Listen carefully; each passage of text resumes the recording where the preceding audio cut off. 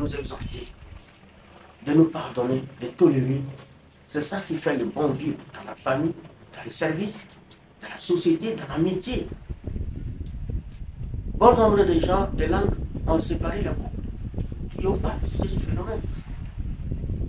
Le mari chasse sa femme, après tu se rends compte que tout ce qui est dit est faux. La femme quitte son mari, après elle se rend compte que tout ce qui est dit est faux. Et même si c'était vrai, et s'il n'avait pas entendu, il ne peut pas se séparer. Et si vous gardez la langue sans que le mari n'entende, le couple continue à vivre. Ça vous diminue quoi dans votre vie? Les langues ont séparé les amis. Les langues ont séparé père et fils, mère et fille. Les langues ont porté atteinte à la situation matérielle des gens. Les gens ont perdu leur boulot à cause des langues des autres. Les gens ont perdu leur poste à cause des langues des autres. Tout cela, c'est une situation qu'Allah ne pardonne pas. Et imaginez dans cette situation, toi tu portes la soif et la faim sous prétexte que tu jeûnes pour ton Seigneur et tu poses des actes que ton Seigneur ne veut pas, alors ton jeûne sera annulé automatiquement. Parce que tu es dangereux. Tu es plus qu'un démon. Parce que les démons, son rôle, c'est de semer la division, la confusion, la séparation, les troubles, les querelles entre vous. C'est son rôle entre vous, dans votre vie. Le démon, son rôle, c'est ça.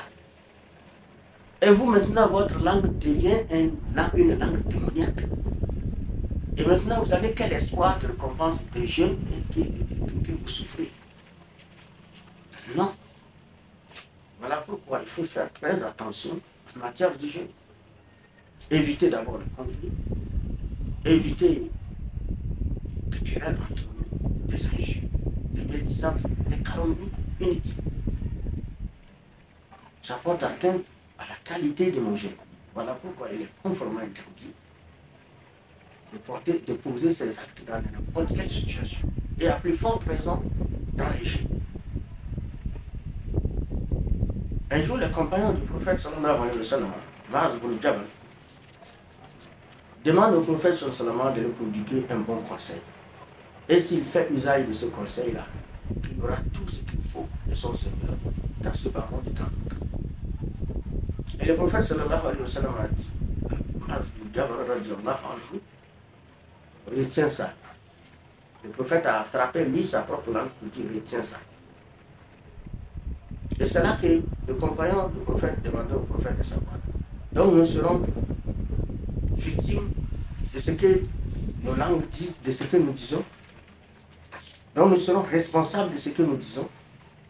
Et c'est là que le prophète a dit, ah, y a-t-il une situation qui fait que l'homme soit précipité en enfer et tombé sur son nez que la moisson de sa langue? Il n'y en a pas plus grave.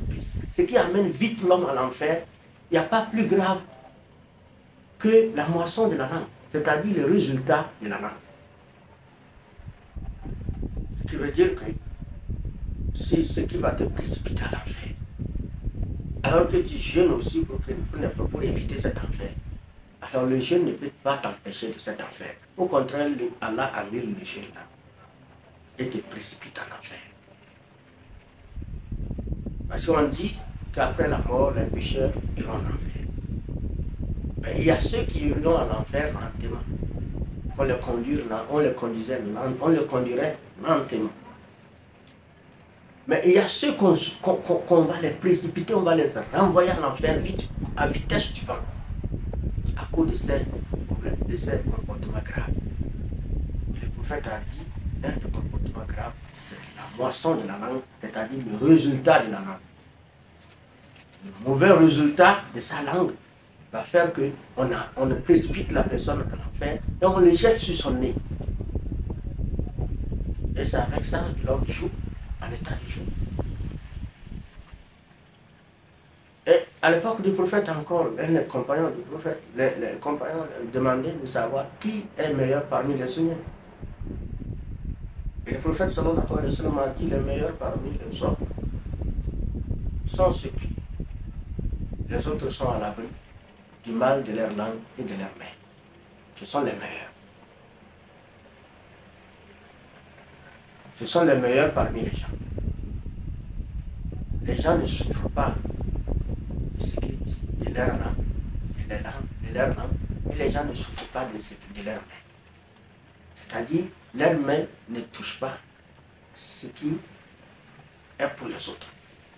Il s'agit des voleurs, des escrocs, des espions, ceux qui sont à l'écart de ces comportements sont les meilleurs des gens. Il ne prend pas sa main pour toucher les biens des autres, illicitement, dans le haram. Voilà pourquoi la consommation des haram et de ce qui est illicite aussi annule le jeûne. Un escroc qui escroque pour manger, payer les aliments pour consommer, pour jeûner, et payer les aliments avec cet argent d'escroquerie pour rompre le jeûne, son jeûne annulé, son jeûne n'est pas valable. Son jeûne même n'est pas valable depuis le matin, parce que l'argent qu'il a utilisé, ce n'est pas son argent. Le voleur, c'est pareil. Le tourneur de fonds, c'est pareil. Celui qui joue le jeu de hasard, c'est pareil. Leurs jeûnes ne sont pas valables, parce qu'ils utilisent les fonds illicites pour jeûner. Pourtant, Allah est pur, il n'aime que ce qui est pur. Allah est pur et il n'aime que ce qui est pur. Allah est pur et il aime ce qui est pur. Alors tout ce qui n'est pas impur, Allah n'accepte pas dans son adoration. Donc voilà pourquoi il faut un certain nombre de situations. Il faut observer et être attentif à ça et les éviter au maximum pour que notre jeûne soit valable. Le prophète a dit, celui qui, les gens sont à l'abri de sa langue, il ne parle pas mal des gens, il ne médite pas les gens, il ne calomnie pas les gens, c'est lui le meilleur. Il n'escroque pas les gens, il ne vole pas les gens, il ne détourne pas le fond des gens, il ne demande pas les gens, il prend leur argent. C'est lui le meilleur parmi les gens. Ils ont cherché encore à savoir qui est meilleur. Ils veulent toujours savoir qui est meilleur et utiliser cela pour être meilleur. Il dit, voulez-vous savoir qui est meilleur aux yeux d'Allah, aux yeux des humains? Alors celui, c'est quelqu'un qui, lorsqu'on le voit, on est content. Et on se souvient même de Dieu. Quand on le voit en même temps. Même si on avait oublié Dieu, quand on voit la personne, on se souvient de Dieu. Quand on voit la personne, on est content d'elle. C'est le meilleur des gens. Pouvons-nous être contents d'une personne qui nous déchire avec sa langue, par ses injures, par ses calomnies, par ses médisances? Nous vivons même dans la même cour, on évite même de toucher à cause de lui, parce que Dieu tous même va aller dire aux gens qu'il a touché ce matin. On se méfie de cette personne. Et c'est pourquoi le prophète a dit les pires des gens sont ceux qui agressent les gens avec leurs mains. Et les gens heurtent à cause de leurs mains. Et la plupart des gens, on vit, vous allez voir les gens vivent dans la même cour, mais ils se méfient les uns les autres, à cause de la langue là. Même son fils veut sortir son enfant veut sortir de la chambre pour quelque chose. Il dit, hey, fais attention, il est assis là-bas, il va parler. Hey, fais attention, elle est assise là-bas, elle va parler. Et c'est vrai. Tout le monde se méfie. Et dans la même cour, on peut être membre de famille, on peut être seulement voisin. Et lorsqu'on vit en voisinage, nous constituons en même temps une famille. Parce que toute première situation que nous atteint comme agréable, désagréable, c'est le voisin d'abord qui est au courant, avant nos membres de famille qui sont à distance. Voilà ce voisin, c'est son comportement. Sa langue ne ferme pas, sa bouche ne ferme pas. À force de le feinter jusqu'à ce qu'il ne voit pas votre mal pour en parler, il invente. Et il vous espionne. Et maintenant, c'est la même personne qui se dit croyante qui jeûne. Et son jeûne sera accepté. Qui ne rêve pas. Bien sûr qu'Allah est tout miséricordieux. Il pardonne beaucoup. Il distribue ses récompenses à sa créature qui pratique ce qu'il les exige à la récompense de jeûne. Mais il ne distribue pas cette récompense-là arbitrairement. Il le fait dans le domaine de ceux qui respectent la règle de conduite en jeûnant. Allah nous facilite la compréhension.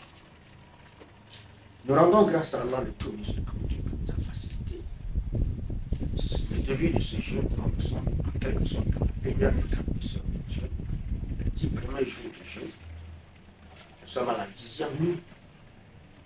les jours du jeûne. Et nous prions Allah que les jours qui nous restent soient des jours de vraiment prise de conscience et éviter au maximum des péchés qui peuvent porter atteinte à la qualité de nos jeûnes.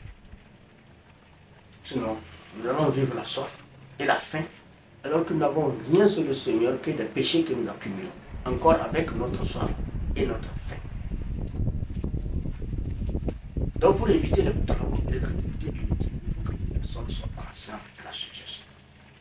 À chaque fois qu'il se réveille avec son déjeuner qu'il a pris, le petit déjeuner qu'il a pris le matin pour le jeûne, ce qui doit être en permanence dans sa conscience, dans son cœur, dans ses circulations, dans ses rencontres avec les gens, dans ses activités, dans tout ce qu'il fait, c'est de tenir compte de ça.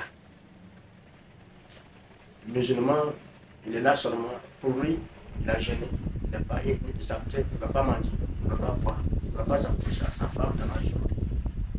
Mais la plupart ne tiennent pas compte des situations comme ça. Et ils se restent tombés dans la situation. C'est pourquoi le prophète sallallahu alayhi wa sallam a dit, pour finir cette émission, compris, le prophète sallallahu alayhi wa sallam nous dit, alors, montrez à Allah qui est meilleur d'entre vous. Montrez à Allah, dans ce mois de Ramadan, montrez à Allah qui est meilleur d'entre vous. Car le grand perdant est certes celui qui est privé de la miséricorde d'Allah lors de ce mois. Le grand perdant est celui qui est privé de la miséricorde d'Allah lors de ce mois. Il s'agit de celui qui a jeûné tout le mois, le 29 ou 30 jours de Ramadan, mais qui n'a aucune récompense. Et un jour, ou soit après Ramadan, il meurt, croyant qu'il a jeûné le mois de Ramadan, il a mérité beaucoup de pardon, de grâce de Dieu. Et il voit son registre est vide, parce que tout ce que nous faisons est noté, est écrit. Selon le Coran, ce que le Coran nous informe, ce que le messager d'Allah nous informe, tous nos actes sont écrits. Et on se retrouve maintenant, on nous présente nos registres, ce qui est écrit. On regarde dans la page de Ramadan, il n'y a rien. Il n'y a rien dans les pages de Ramadan. Et on s'interroge, on dit, mais pourquoi? On dit, ah, ta bouche, ta langue a annulé tout. Ta langue a tout annulé. Alors ton conflit avec ton frère a tout annulé. Alors l'argent haram que tu prends pour acheter le sucre, pour acheter des bananes, pour consommer, est annulé, a tout annulé.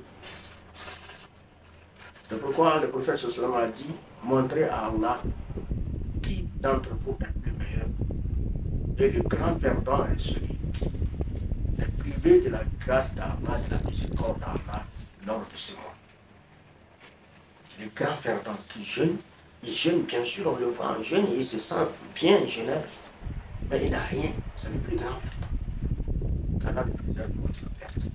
Il fasse que notre Ramadan soit vraiment couvert de grâce et de miséricorde, et couvert aussi de l'abstinence de certain nombre de choses qui peuvent les amener. Que nous soyons comblés des bienfaits dans la masse, dans la pardon du péché. Nous sommes à la fin de cette émission, les ondes de la radio mentale. Nous remercions tous les auditeurs qui ont prêté oreille à cette heure pour nous suivre. Qu'Allah bénisse chacun de vous. Pour tous ceux qui ont jeûné, qui jeûnent, qu'Allah leur accorde récompense. Et pour tous les musulmans qui n'ont pas eu la capacité de jeûner, tels qu'ils sont en état de jeûne, en état de voyage, qu'Allah leur accorde la récompense, les pardonne. Qu'Allah pardonne les femmes enceintes vivantes dans les difficultés qui ne seront pas capables de jeûner. Allah leur pardonne. Et toutes les femmes qui sont dans la situation d'allaitement, qui allaitent leur bébé, par pitié, de jeûner et de priver leurs enfants de lait, ou qui peut avoir de l'absence de lait à travers. Il ne s'agit pas de gros bébés, il s'agit d'un bébé. Il est bien indiqué en islam que lorsqu'on jeûne et qu'on allait et qu'on voit, on constate l'absence du lait parce qu'on n'est pas consommé, on n'est pas mangé, on n'est pas bu. Alors abstenez-vous de jeûner et nourrissez vos bébés. Et remboursez cela. Et ensuite, avec les rançons, qu'Allah fasse que nous serons dans les situations de ce parcours. toute la femme qui est dans cette situation. Il y a des gens qui sont en état de maladie, qu'Allah, et qui sont exemptés du jeûne, qu'Allah leur pardonne leur péché. Il y a des gens qui sont en situation de vieillesse intense, ne pouvant pas gêner, en état de jeunesse, état de force physique, ils gênaient. Mais aujourd'hui, ils ont perdu tout. Et qui ne peuvent plus gêner, Allah leur pardonne. Tous ceux-là sont des gens qui sont exemptés de gêner, Allah leur pardonne.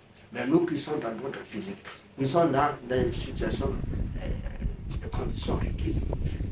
Voilà pourquoi nous sommes là pour toujours nous exhorter sur les situations qui peuvent aller nos jours. Nous sommes à la fin de cette émission. Portez-vous bien. Nous rendons grâce à Allah, nous le remercions, nous le louons pour ses bienfaits. Merci à la radio Mental pour cette opportunité que nous accorde chaque fois de partager quelque chose de spirituel avec nos auditeurs. Bonsoir à tous nos auditeurs. Portez-vous bien. À vendredi prochain, Inch'Allah. Assalamu alaikum wa rahmatullahi.